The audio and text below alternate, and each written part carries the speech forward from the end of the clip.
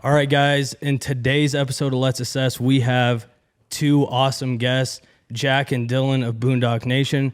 We're going to talk to them and just basically ask them a bunch of questions. So here we go. How you try and press the kid and read it, you was soft. All you know is capping, homie, you don't know the law. All right, guys, welcome back to yet another episode of the Let's Assess podcast. Like we stated in the intro, we have Jack and Dylan of Boondock Nation here. We had the pleasure of riding with them for the past few days, and we're also going to ride with them tomorrow. Thought it'd be cool to bring you guys a podcast and ask them a bunch of questions. So thank you guys for taking the time to be on. And we will just basically start with what started this whole Boondock Nation thing, and what was your vision in the beginning?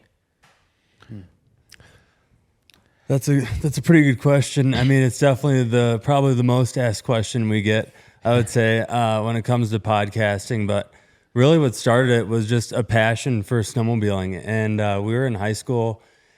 We knew each other through high school, but we hadn't really connected outside of school. And we had an opportunity to go on a ride together up in the UP.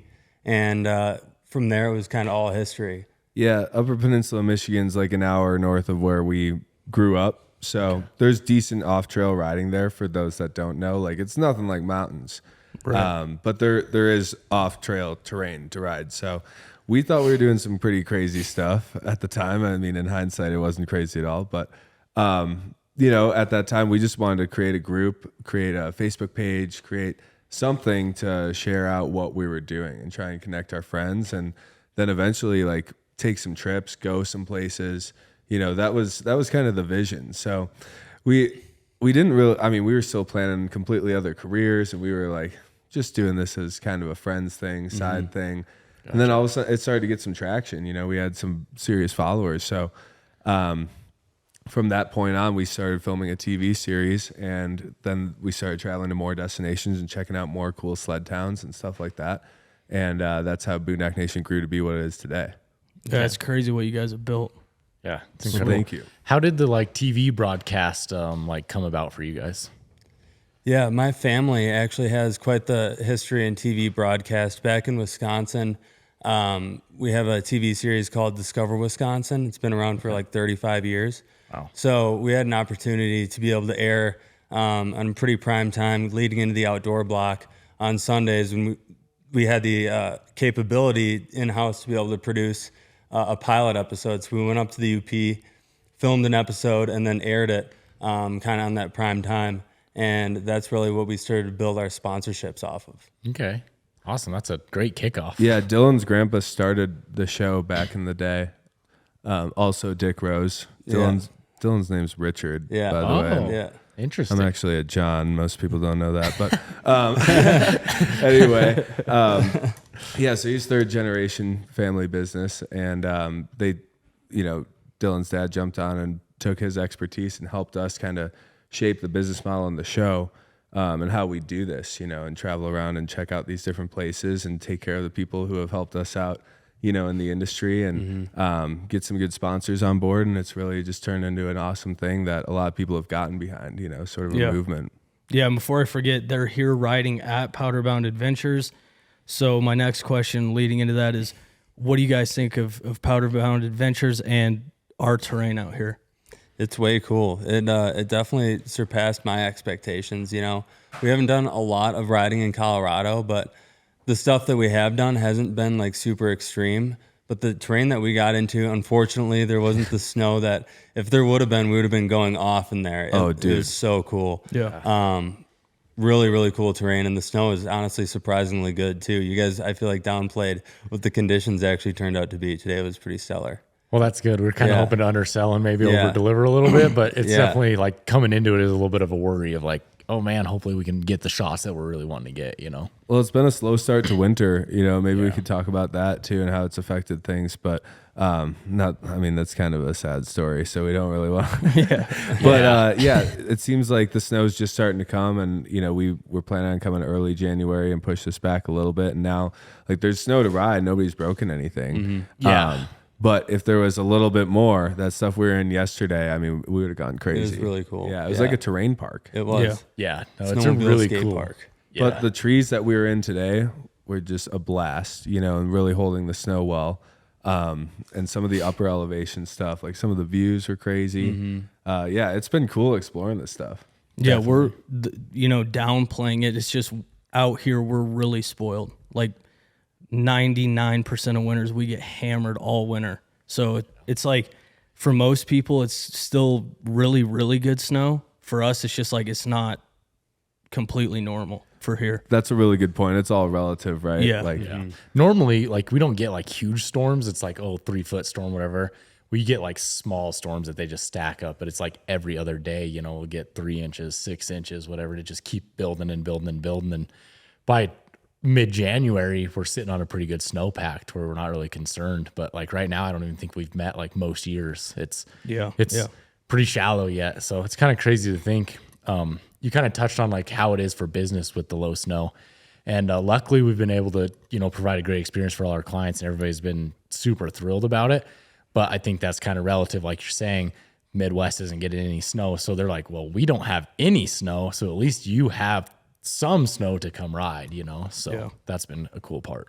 Yeah, that's a good point. I mean, a big chunk of our audience is Midwest folks, just because that's where our roots are at. Yeah. So we feel the pain for sure, just being from there and just seeing what's gone on the last couple of winters. But it looks like it's finally coming around up north, at least there, so people will be able to ride. But yeah, you guys get a lot of people out here from the Midwest too, right? Yeah, no, Midwest is a lot of our business for sure.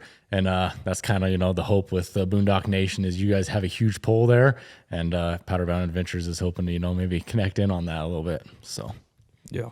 Well, yeah, we're happy to be here, and thanks for having us. Like, this has been an awesome experience so far. So Yeah, we're thank glad you guys came out. Yeah. Thank you guys for coming out, and thank you guys for doing the podcast. Yeah. Sure. Yeah. So one of the questions I have, it seems like in the snowmobile industry, most people, including us, do very similar things like Instagram, YouTube. You guys are, as far as I know, the only ones who have a TV show, which you touched on. But when it comes to like, I don't know if the right word is commercialization but you guys have reach that's very, very big. And the only guy that I can think of that has that type of sponsors and stuff like that is like a Chris Brandt. What do you guys attribute that to? Like, what do you think you've done right to draw that crowd, like GMC? I mean, I don't know of anyone in the snowmobile industry that's sponsored by a truck company. Yeah, outside of some racers, right? Right. Like, there's a couple of race teams, snowcross teams. I think that maybe have some deals like that. But yeah, I guess for us, we've always treated it as a business and always focused on that. We spend a lot of time in the off season, like going to meet these people and Going figuring to dinner out with them. And, figuring out creative ways to work together. Yeah. And a lot of the stuff has come from trade shows too. Like, it's amazing how many people go to Heydays. Yeah, it was How many crazy. people go to, these regional shows. So my advice to anyone who's looking to, pick up sponsorships is go to these events and meet people, actually shake their hands. Like the internet, the reach on the internet is really where it's at and what people are looking for, but people are also looking for a face behind the name. Right. Too. So I think that's been a big part for us. But yeah, really just trying to categorize everything we do from a business front and really treat our people well. The sponsors that got on board right away and new sponsors that get on board every year and partners like you guys that bring us out. Like, we're always just trying to deliver good results. And I think that's gotten us to where we're at. Yeah. I do have to say, like, that personal connection, I think that's what we try to do with our clients is like, I make every phone call, or Marcus makes every phone call with every client that comes through to make sure what their skill level is, their sled, etc. And that's something like you guys did. Like I reached out to Jack first thing on Instagram. You answered right back. Like, we started conversation, got on a phone call, and it was like, I wasn't pushed off to some other media company. It was like, we had a direct conversation. Anytime I needed to get with you, it was, contacted directly through you. So, Yeah, we're a small team. And I think that personal touch definitely allows us to, have these relationships, maintain these relationships. I'm not always that great at responding right away because we don't, it is overwhelming sometimes for sure. Yeah. But yeah, I think we've done a pretty good job of, helping out the people that have helped us And for that reason, like a lot of our sponsors have been with us since the beginning, going on 10 years now. Yeah, that's what I was gonna say is long-term relationships. Yeah. A lot of them started very, very small in the beginning, you know, flying bikemen, and they're some of our biggest supporters now. Gotcha. Yeah. Just keep building that relationship. Yeah. That's awesome. On a content standpoint, was ever like a lull where you thought like maybe this isn't going to work? Like the followers weren't there, the engagement wasn't there, or was it kind of just a linear straight up for you guys as soon as you started? I think that there was a time like when we were really heavy on just getting our broadcast stuff out there. We started to transition into like the digital to YouTube time. There was kind of a period where we were like really heavily focused on making sure we were covered on our broadcast episodes and on social, but we weren't giving our YouTube channel as much love as it does now. And as we started to kind of make that transition and kind of feel it out, Jack and I were shooting a lot of the content ourselves and just trying to figure out what our style was and how to make it work. It was cool though. It seemed like we had a lot of support, and it's been fun figuring it out. It's been huge having Jordan on the team to really help us take it to the next level these days, and what you currently see for sure. Yeah. Shout out Jordan. Your stuff looks really good. Yeah, no doubt. But yeah, the world's changed a bit too in the last few years, you know, for the digital age. You know, a lot of content is available on YouTube now. A lot of content's available to stream. That's where things are going, and more people are cutting the cord every day. So we still have a big broadcast following. Just it's kind of a different demographic, you know. So now we appeal to millions on social media, and the broadcast is still hundreds of thousands of people in the Midwest. But we've just emphasized the digital more and more because it's reaching more and more people. Yeah, and I don't think many people know about like the Boondock Nation app, and like maybe you guys can kind of touch on that. Like I never realized that was there until like we talked, and then I got on there and like realized how much like all your content's on there. I guess. Everything. Yeah, well, unfortunately, we're sunsetting the app. Yeah, because the thing is like you've got so many different devices, right? Yep. So like that was available for Apple TV, Vizio, Samsung, Roku, Amazon Fire, plus iPhone and Android. And all those different platforms come out with software updates like all the time. Gotcha. And then you've got to update your app for all those different devices. So then it started to get really buggy with certain devices. So if you had like a Google Pixel phone, like it wasn't working well on there, and like Gotcha. a certain TCL Roku TV or whatever, you know? So it became too hard to maintain, but we're hoping to reboot something like that in a bigger sense and kind of bring some more creators involved into it as well. Okay. So I think another generation of that is coming down the road. But for now, we're just focusing on YouTube and Facebook and putting our long form stuff out there. Gotcha. Awesome. And what's the difference from a content perspective from your broadcast to the social platforms? That's a good question. This is something that I don't think we like get out there that well. So oftentimes when we go to a place like a trip like this, right? We'll release a digital video like a week or two after we're there. Like that goes into edit right away. Jordan's working on it in the car. Like when we're leaving, we're sorting through footage, and we try and get that out as soon as possible. But that might include like a lot more GoPro stuff, cell phone stuff. Yeah, because we'll just like whip out our phones if something's happening. Yeah. Maybe some more banter and humor, you know, on the mountain, that type of thing. Yeah. The broadcast, we set aside like the best of the best shots. And then we do like more sit down interview style, like deeper conversations, kind of peeling back the layers of what's going on behind. Record some voiceover and stuff. Yeah. Okay. And really try and make like a polished piece of content that's going to air on TV, you know, on all these different networks in the Midwest. And that also comes out then on YouTube as well. Yeah. Okay. So once those air, then we can release them elsewhere. Awesome. Yeah. That's sweet. Okay.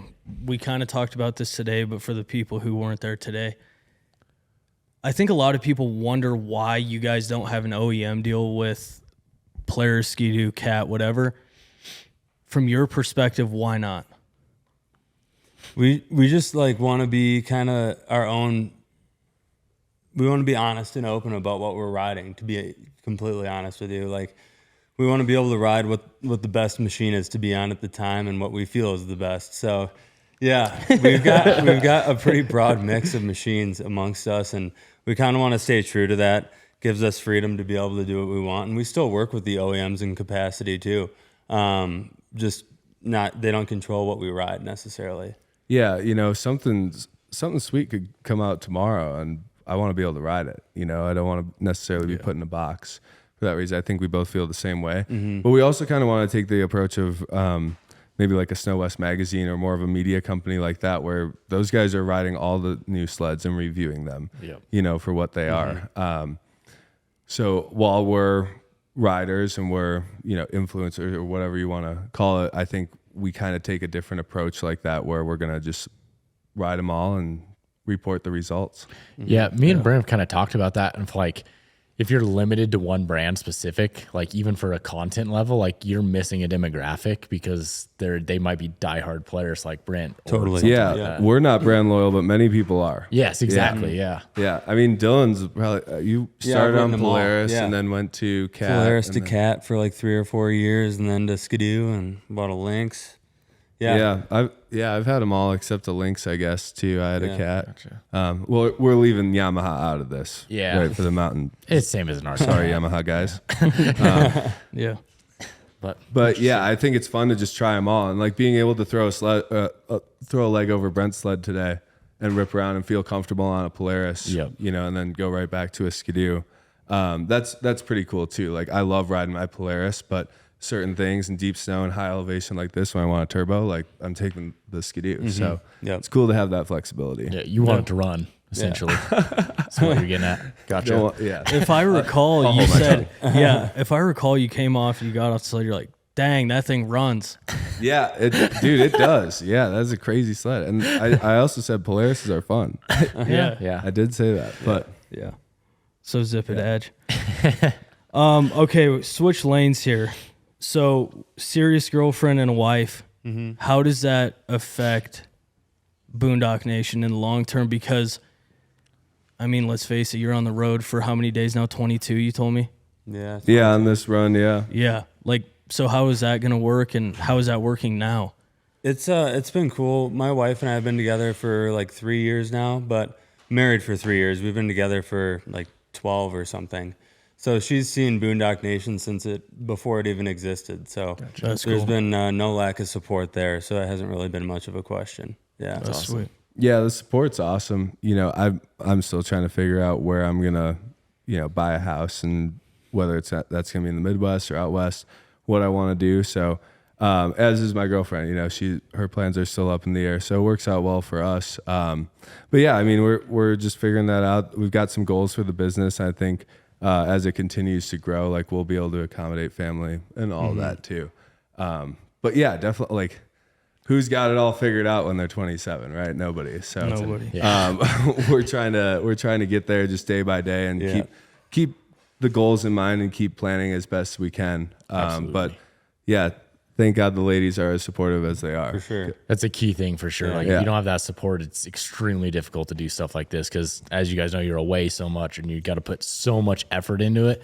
Stuff doesn't come overnight, and it's not easy. That's for sure. So true. They're long days too. I mean, you guys know how it is running a guide operation. It's like early mornings, and sometimes you're coming off the mountain in the dark, and you still got to keep up with the business stuff and with the social media and like organizing the footage, getting some content out there, keeping things alive. And then hopefully you didn't break anything, and you don't have to. Well, that's you got to fix stuff.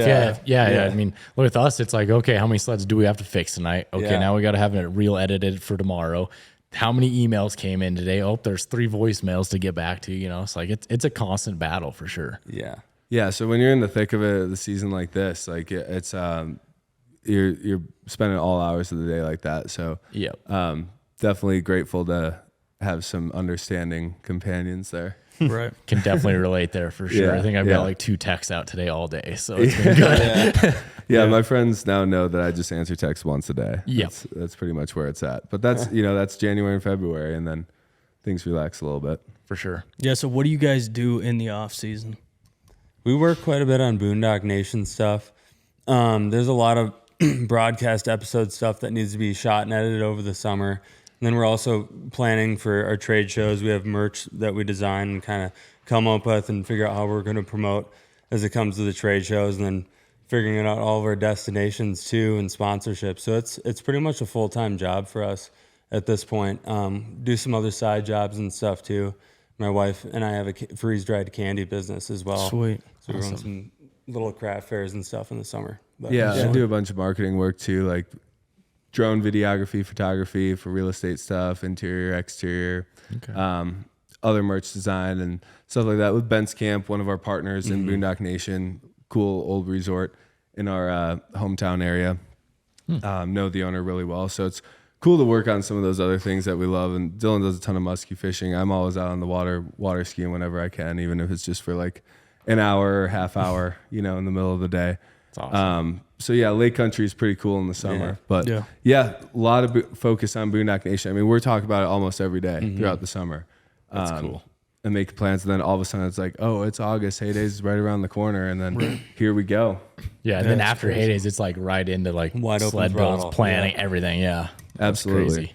For sure. So I think some of the people want to know, we saw the video of you this summer doing the jet ski.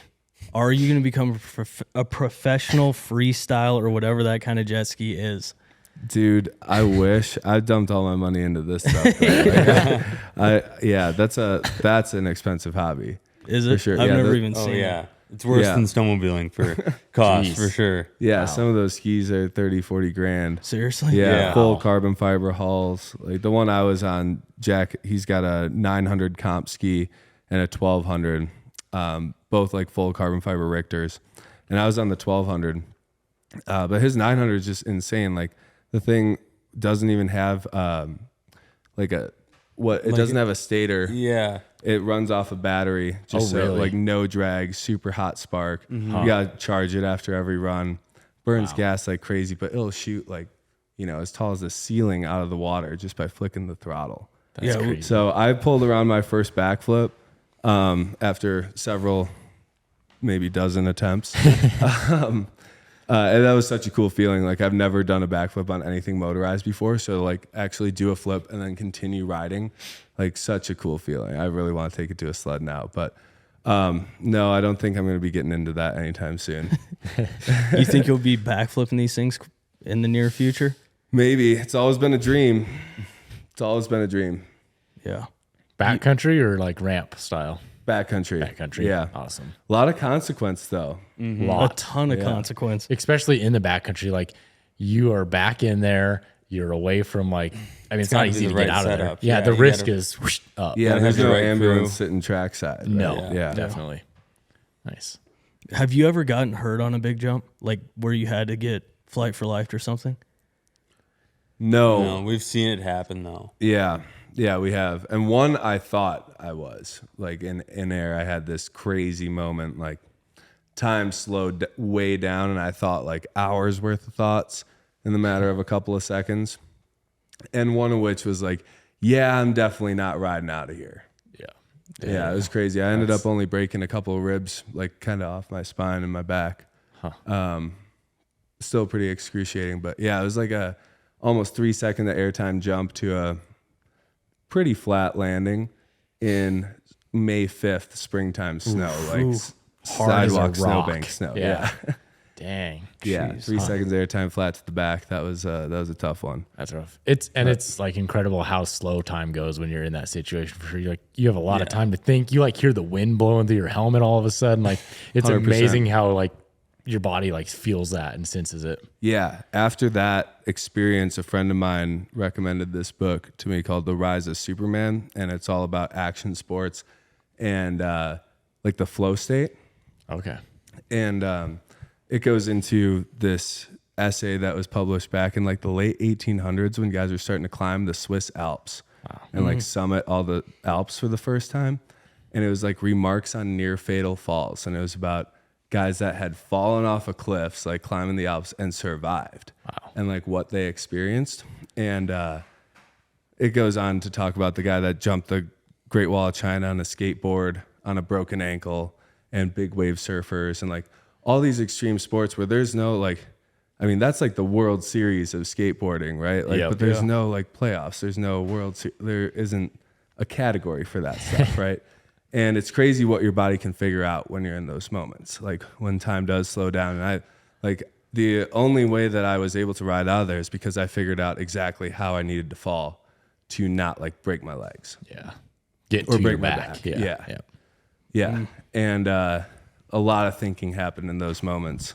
Bet. And it's like a very powerful experience, like very hard to describe. But this book nailed it and really resonated with me. So Interesting. yeah, that's a cool one to check out if you've ever experienced anything like that. Gonna have to definitely look into that because Yeah. definitely have had that feeling a few times. Yeah, for it's sure. called The Rise of Superman. Okay. Yeah, we always talk like there's a level of getting to anything in action sports where it's like physical, where you're trying to figure out like how to make the sled do a certain thing or a snowboard or whatever. But then there's a point where you get, advanced and you keep advancing, and then it gets to be like a complete mental game. How do you guys think that you've kind of touched on it, but you guys send big jumps. Like if you guys haven't seen their Instagram, which I'm sure you have, go check it out. But you guys boot jumps. Some of the biggest jumps of the season I've seen, like we were talking about that jump. Dude, that was probably the biggest jump I saw last season. What do you think mentally allows you to do that? Because not going to lie, we always kind of say there has to be like a plug loose up there, but you guys seem pretty smart and you can still do it. So Dylan seems a little more reserved though. A little bit. Just a little bit, not I can much. still unplug it sometimes though. Yeah, I don't know. It just, you have to hit a lot of jumps to kind of figure out like how the timing of everything is going to be. And eventually you just kind of push past, that point of comfortability. And you start to kind of do that more and more. And I think, just learning how your sled is going to react off of any little bump on the trail adds to those moments. And it's just making those next leaps, and trying to figure it out. And eventually you can just unplug and send it. And, you got to take that next step eventually to really go to the big stuff for sure. Yeah, we're kind of at a different level now where it's like we're comfortable enough on the sled and we feel that we could recover from anything in air, to where we're doing huge airs like that. That's like a huge level of it for jumping, in my opinion, too, is like being comfortable that like you can go off of it sideways and know, okay, I can correct this and make the landing still. Yeah, but that took a lot of time. Yeah. So I like grew up shoveling jumps in the dirt in my parents' horse pastures, so they drift over in the winter, and then I'd hit them at like 30 or 40 on my Indy, and get like 10 feet of air, and I thought it was sweet. Like that was going way back, right? Yep. But we've hit tens of thousands of little jumps like that over the years, and that's what it takes. Like you just need to keep jumping. And even though I was jumping from like a very young age and building all these sketchy jumps, and you had a track in the back of your house and everything, it still took years to figure out like how to whip the sled and how to like correct how to when you scrub come it off like you did sideways. yesterday. Yeah, Dude, yeah. I'm like, what? How do you do that? Dip Yeah. the bar down over the jump. It looked like James Stewart on a dirt bike. We're getting there. But no, it seriously took years to like actually figure out what we were doing. Like I would say for me, it took until like 2021.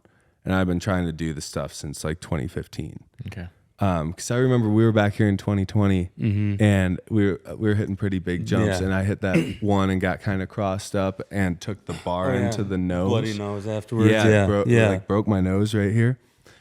And looking back at that video, I'm like, oh, I could have corrected from that so easily. But at the time, I just like froze. I didn't know what to do. Yep. And I had been jumping for many years at that point. So I think people underestimate how much time. I mean, everybody's different, but it can take a lot of time to get comfortable in the air. Agree. It takes a lot of reps to get comfortable. And that's Yeah. like, luckily, like with me and Marcus coming from the snowcross background, like that's literally what you do is you jump. Yeah. So like we take it for granted is like, we're just comfortable in the air. We're comfortable with the sled and everything like that. And then we're like trying to help Brent and Brad jump. And it's like, we're having to pull it back to the basics. And it's like, okay, we're just going to make a jump and just run it through. Just keep cycling through, get those reps in. Yeah, because like last year, or no, it was 2 years ago. Like I jumped, or I was like doing some drops, and I was starting to get comfortable. I'm like, okay, it's time to go bigger. And I didn't have like the control part of jumping down, like the brake and the gas and all that, and mainly the comfortability of it. And I wrecked myself pretty good. Jump just couldn't clear the knuckle and had to go like 55 miles an hour. And I wasn't there at that point. So it kind of set me back. So I'm kind of like starting at the ground and working my way back up with it for sure. Yeah, after you take a fall like that, it can be hard to keep pushing it too. Yeah. Yeah. Yeah. Very difficult. On the learning thing, have you taken a lot of hard crashes that have taught you a lesson or two? Yeah, definitely smoked my head a few times or whatever, facing the bars. Yeah, I mean, there's been quite a few jumps and like you kind of take things away. I actually had a jump last season on my 146 NA. It was like everything that the machine had to be able to clear, kind of like an angled takeoff, in run, kind of whipped out to a sniper landing. And I've never done it before, but I actually bumped the tether off with my knee in the air because it kind of took some input. Video. Yeah, took some input to be able to match the landing. And it totally took me out. It crushed me and basically ended my season at that point last year. But something to note for sure. I'm going to probably figure out a way to make sure my tether is a little bit harder to get off of there. Maybe not put my knee there and try to be mindful of that. Yeah. But yeah. Thankfully, snow is soft. Like, Yeah. let me put it this way. I don't own a dirt bike. I kind of swore them off a while ago. And I would love to jump all summer long. But then I think about how many times I've fallen off the sled. Yeah. It's like numerous. I mean, like dozens and dozens of times where I'm like, just, land sideways, bounce, like let go, tumble, head over heels, and walk up, shake it off, and you're good to go. Off you. Right. Probably not doing that on dirt. So, No. yeah, there's definitely been a lot of tumbles along the way. Yeah, it's kind of crazy on a snowmobile. It seems like you can hit the ground and kind of like roll out of it, or like nothing is a dead stop unless you hit a tree or a rock or something like that, obviously. But like, Yeah. if you have a pretty safe, good landing, it seems like you can roll out of it pretty decently. But Or if you know when to bail, like learning how to bail or when to bail when Yep. something's just not right, or if you're off balance coming off the lip is huge. Or sometimes you have to ride it out through the first bounce and then let go of the sled. I mean, that's it's just really hard to know until you're in that moment where you're like, oh yeah, this is gonna happen. Yep. Yeah. It's not a good feeling, but it definitely is a feeling. No. Yeah. Try to take something away from it at least. Yep. Yeah. Yeah. Real quick, talking about GMC, how did you guys get involved with them? I guess we had a good introduction. Yeah, from a friend who knew someone at the regional marketing, regional office, and they were, you're seeing a lot more in auto manufacturer commercials of power sports, especially since COVID. Even Hyundai, I think, has snowmobiles in some of their marketing now, right? Gotcha. So that was part of GMC's approach. They were doing a really widespread campaign with GMC partners that were in the outdoor space, and with our reach, between digital and broadcast and the trade shows, we'd have GMCs in our trade show booths at Heydays and elsewhere. It made sense for them. So That's cool. yeah, they give us a vehicle to use for the year, and then we give it back. Can't really do anything to it, but it gets our trailer everywhere we need to go. So Yeah. That's a huge win. Yeah. It's massive. Yeah. Another question. There's a lot of people that are trying to make a name for themselves in the snowmobile industry. You guys have done it. What are a couple tips that you would give them? Maybe if they're just starting, or maybe if they're, ways down the road. What are your tips? I guess one thing that we were told early on when we were down at Brant's, like for our first season ever, I think from Ryan McConnell, maybe it was, or one of the boys down there, they just said never burn a bridge because it's such a small industry. And we've really taken that to heart. I feel like just those relationships, as small as they are, they can grow into be something huge. Right. So, yeah, we've just tried to be super cool and play it down the middle, be friends with everyone, and be inclusive. And I think that's really won us a lot of good stuff that way, for sure. yeah, the community is super welcoming. I mean, it's been I don't know, to us, it's been insane. Like the response over all the years, everybody's just been like, yeah, come ride with us. Yeah. Like, if you reach out first, like chances are you're going to get a response, right? From a lot of these people. And I'm saying that from back when we had very few followers, nobody knew who we were, right? And we still had a ton of people that would take us out and introduce us to people and teach us things, so I think the community is awesome. But from a business standpoint, I would say, my advice to anybody would be to differentiate yourself in a way by providing value to your sponsors. Like, you may not have 10,000 followers, you may not have a banging YouTube channel, but if you can get them some great, media assets to use, photos, videos, put it in the hands of the companies, I think that's a big value these days. I think a lot of companies are always looking for social media posts, and if they're using your stuff, they're going to want more of it. But it's got to be good stuff too. You got to do it first class. So, there's tons of information out there on YouTube on how to run cameras, and how to edit videos, edit photos, and it takes a lot of time to get good at it. But I think that's a great thing, like from a sponsorship standpoint, because you want to bring value to them. If you can't bring value to them, then there's really no reason for them to put value into you. So saying that, like, that's something that anybody is capable of doing, is getting content and sending it to them. Whether they use it or not, that's up to them. But if you're providing something for them, I think that's a great way to get your foot in the door for sure. Yeah. And then another part of it too is, like, social media has changed a lot to where now you don't have to have a certain amount of followers to get a ton of views, Right. There's a lot of organic reach. It's kind of by piece, as far as the content goes. So don't be afraid to put your stuff out there. Like, even if you've got 174 followers or something, like, you never know if something's going to blow up, and then you're going to start to get traction, and then the entire game can change for you in a matter of a short time. Absolutely. That's something we've talked about. You got to post. Like, a lot of people that talk about posting, but they don't post. It's like, you got to do it. If you don't do it, then you don't stand a chance. So. Yeah, it's the best one. It's like, people will message us on Instagram and they're like, dude, what can I do to get a following? And it's like, well, bro, you've never posted before. It's like, you have to post, and you have to post more than once a year. Like, you have to post a lot to get reps. If anything, just to get better at the content, get better at editing and shooting pictures or videos or whatever. So I think reps are definitely one of the biggest thing where it's at. But a lot of people, I think we get a lot of questions, and I think they just want a magic pill almost. Like, just tell me how to get there.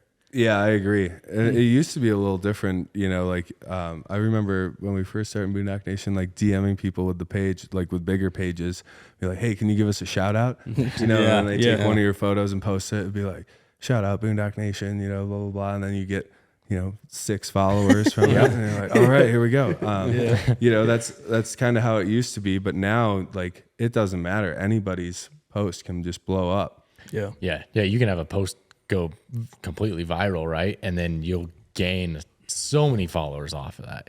It's pretty incredible the reach that has. For sure. Yeah, and trends come and go and things change, but I think you look at what's out there in the community and try and draw some ideas off that and keep the quality. Like, the quality's got to be good.